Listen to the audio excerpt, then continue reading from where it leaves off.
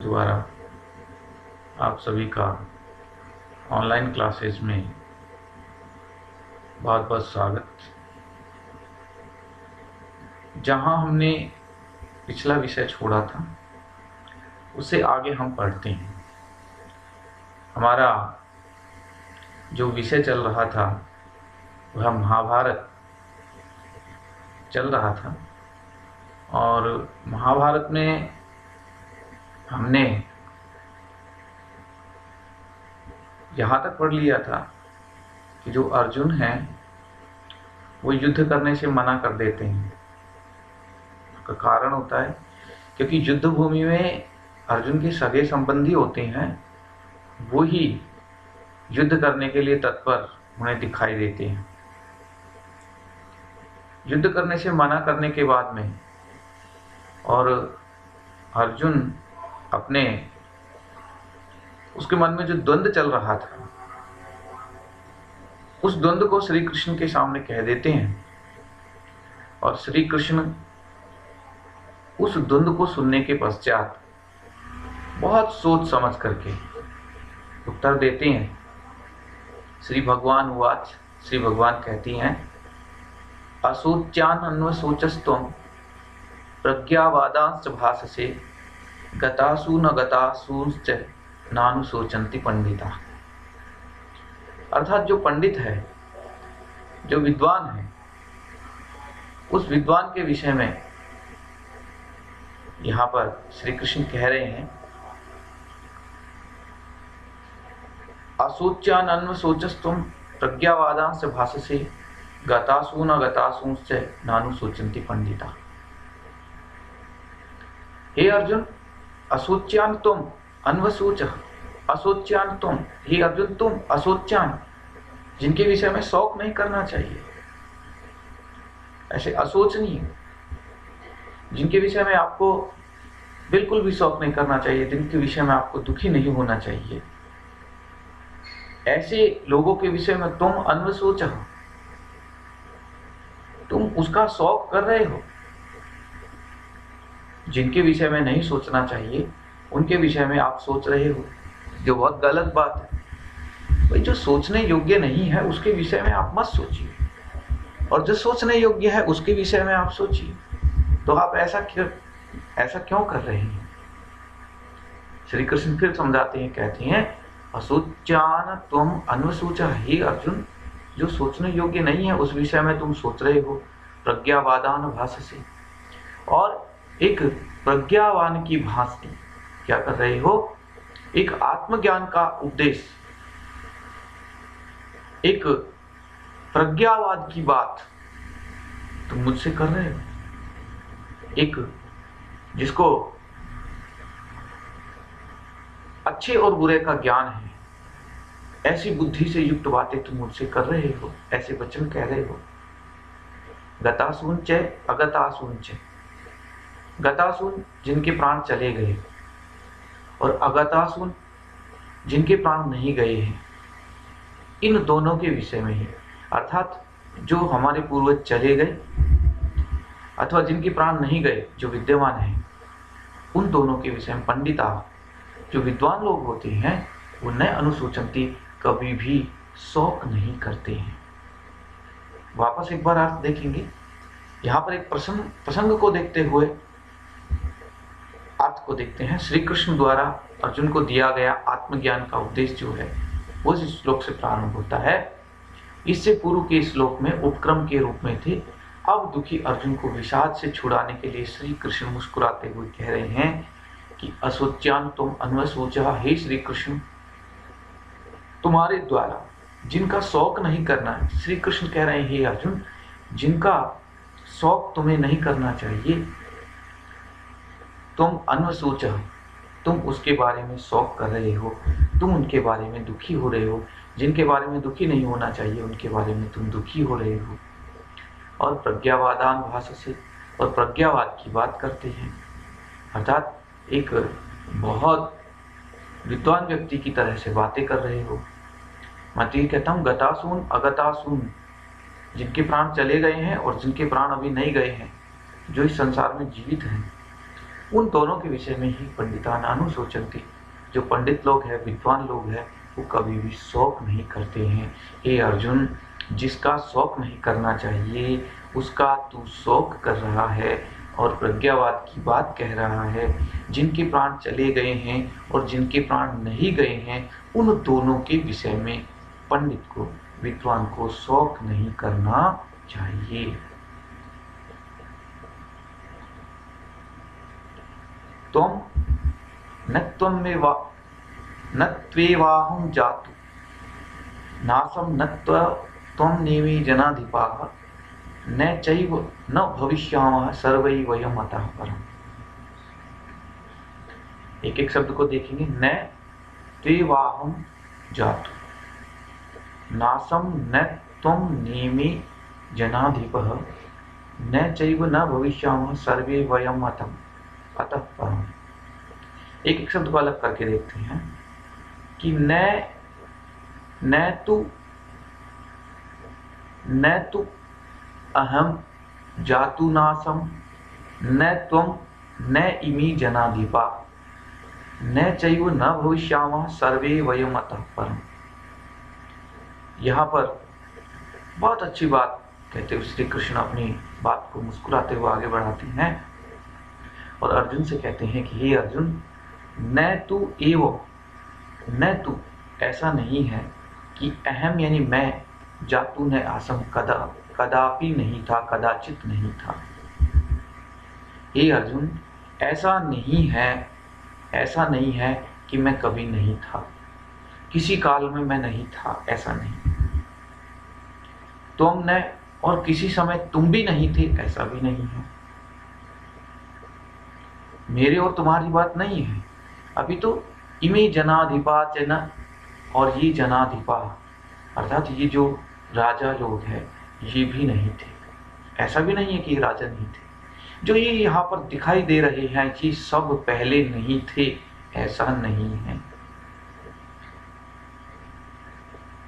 ये अर्जुन, न तो ऐसा ही है कि मैं किसी समय में नहीं था और ऐसा भी नहीं है कि तुम किसी समय में नहीं थे और ऐसा भी नहीं है कि इस युद्ध भूमि में जो राजा लोग हैं जो हमें दिखाई दे रहे हैं ये भी कभी नहीं थे।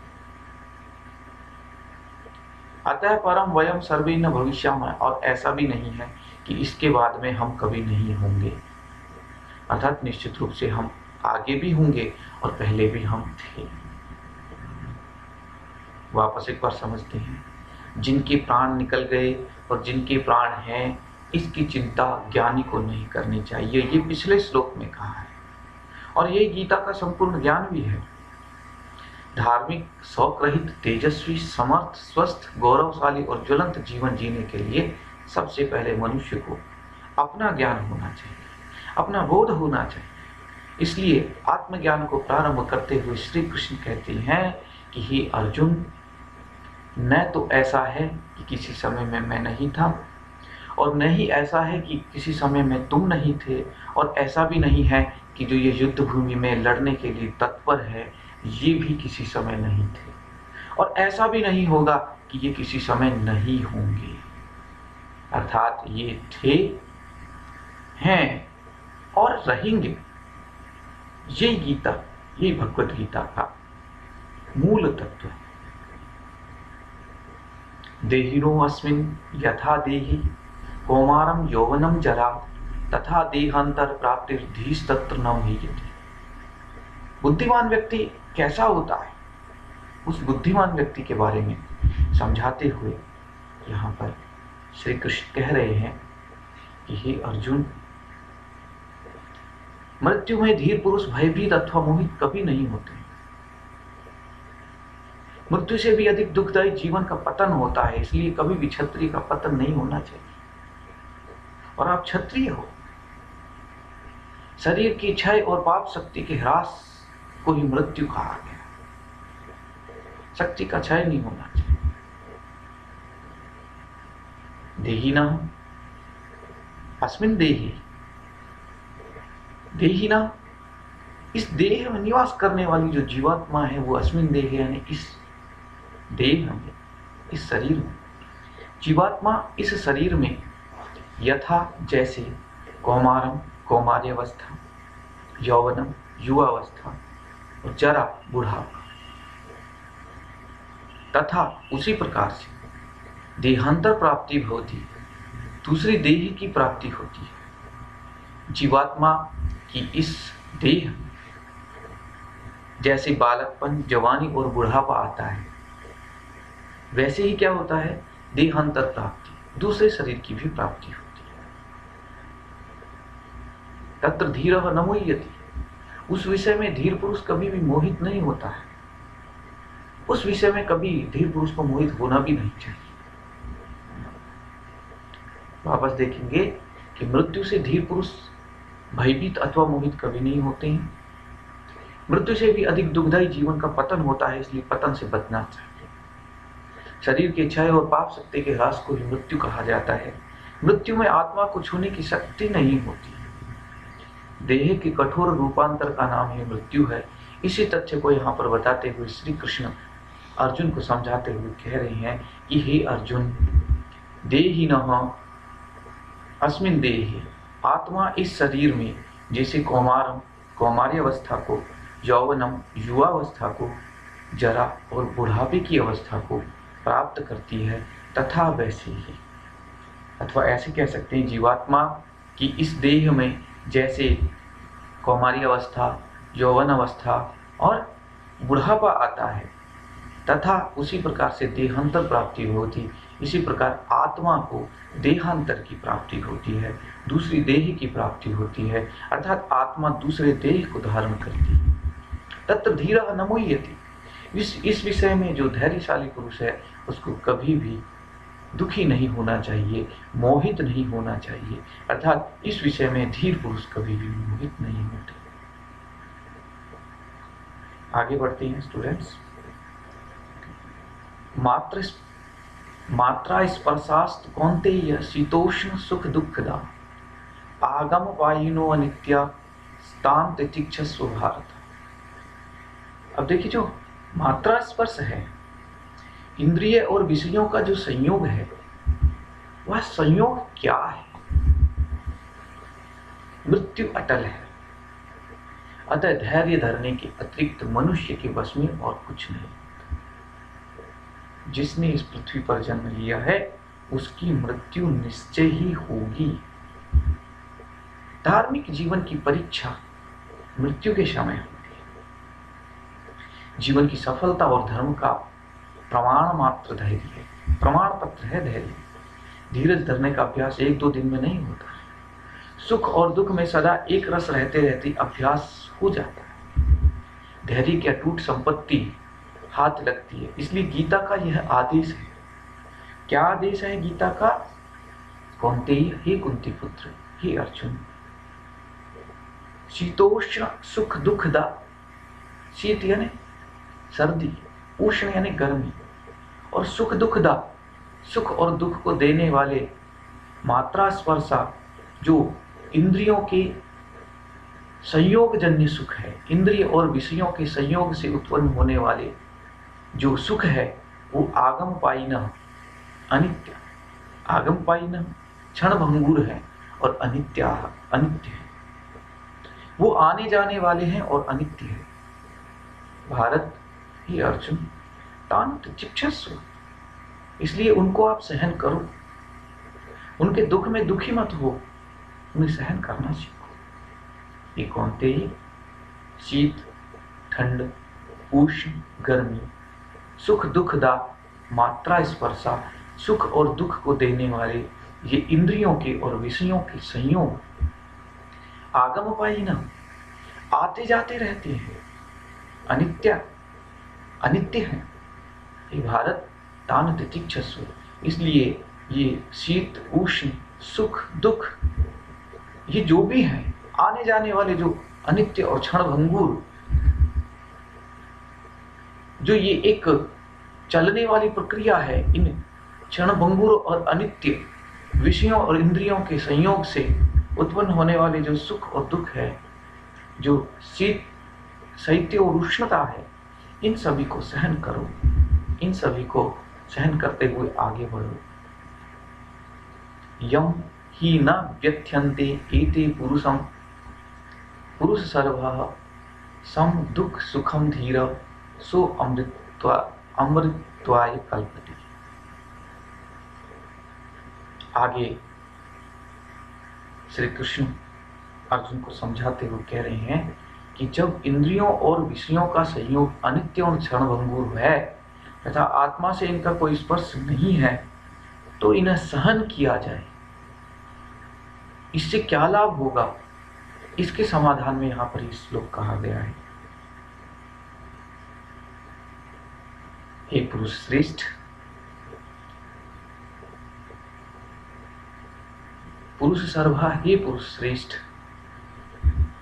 सम दुख सुखम, दुख और सुख को समान समझने वाले,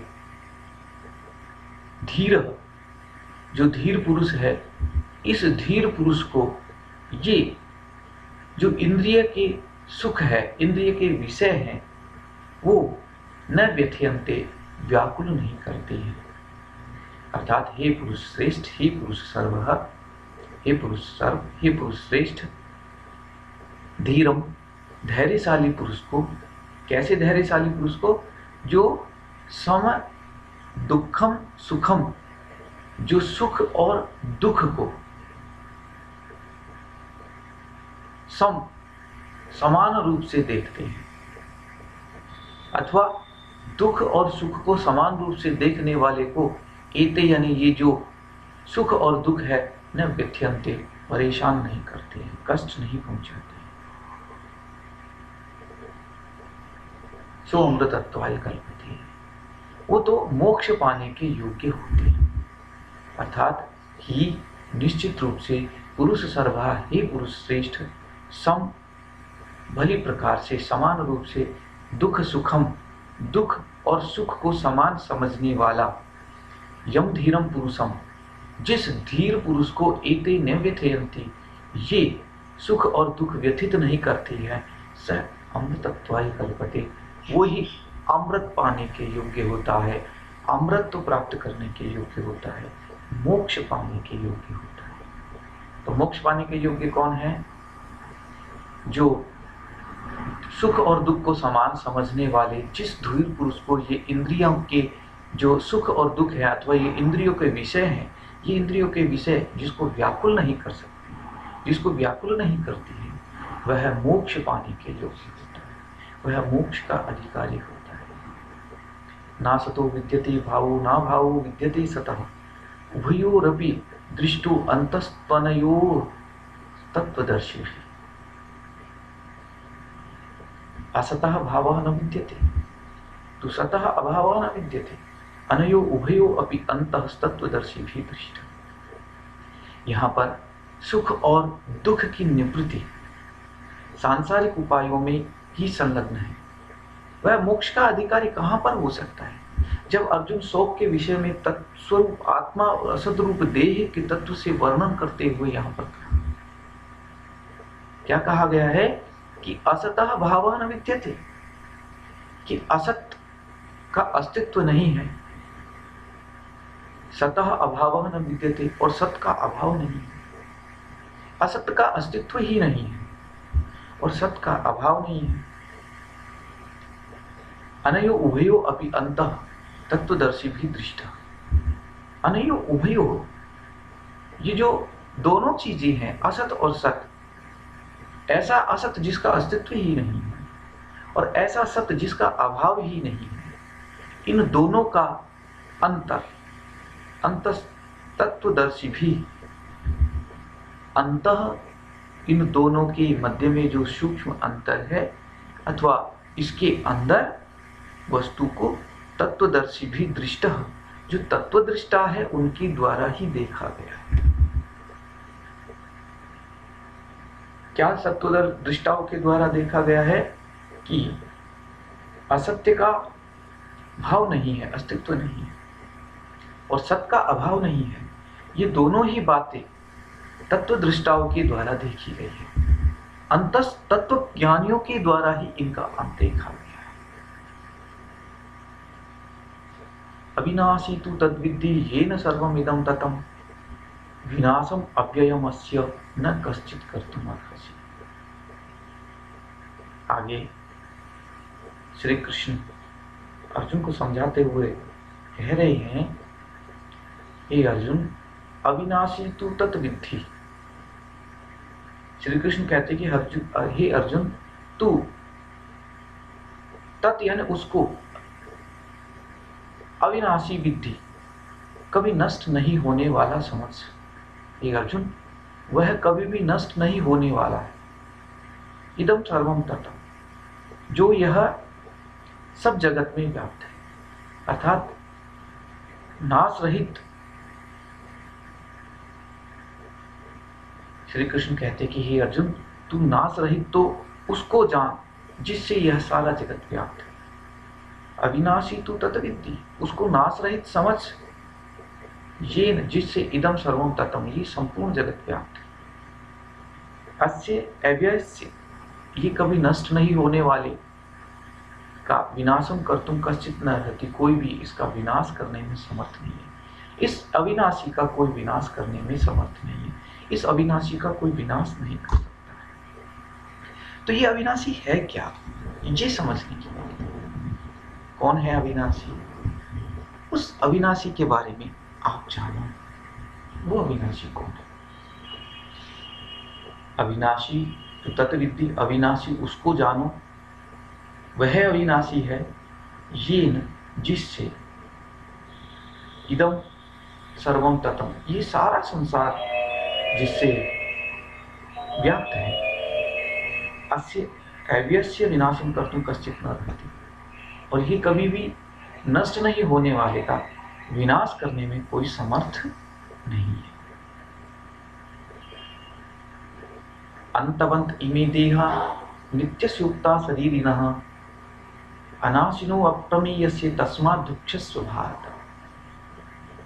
आगे कहा है, नित्यस्य, नित्य, अनाशिनः कभी नष्ट नहीं होने वाले, अप्रमेयस्य जिसको नहीं मापा जा सकता, जो अप्रमेय है, ऐसे शरीरिणः, ऐसी जो आत्मा है, इमे देहा, ये जो शरीर है, अंतवंतः उक्ता, अंतवान कहलाते हैं।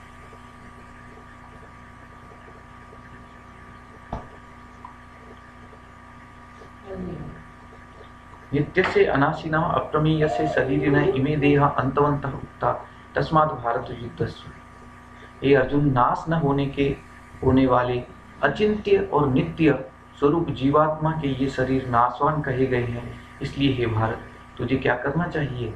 युद्ध करना चाहिए।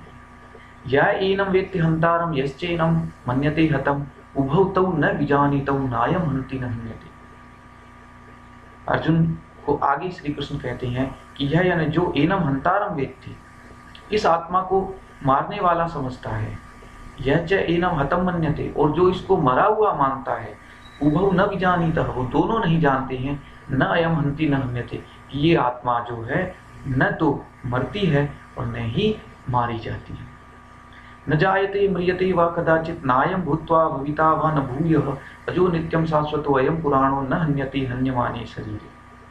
कि अयम कदाचित् जायते न म्रियते वा, ये आत्मा न तो कभी उत्पन्न होती है और न कभी मरती है, न भूत्वा भूया भविता, और न ही ये उत्पन्न होकर के फिर होने वाली है।